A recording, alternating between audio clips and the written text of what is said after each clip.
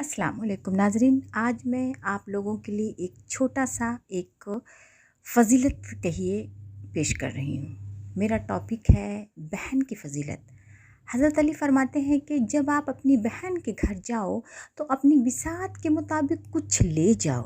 तुम्हारी बहन का तुम पर हक़ उसे वालिदैन की विरासत से मिला है और इंतहाई बदनसीब वो शख्स है जिसकी बहन नाराज़ हो और इस हालत में इसकी या इसकी बहन की मौत वाक़या हो जाए।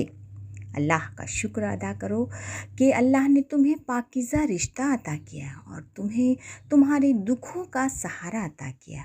बेशक बेशक बहन और भाई का रिश्ता एक निहायत पाकीज़ा रिश्ता है। हर भाई अपनी बहन के सामने अपनी दिल की राज को बता सकता है और वो उस राज को दिल में दफन करके रखती है। तो अल्लाह हर भाई बहन के रिश्ते को खूब खूब फले फूले और कामयाब बनाए। अल्लाह सबों को नेक हिदायत दे। आप मेरी इस बात से कितना इत्तेफाक रखते हैं मुझे कमेंट में बताएं।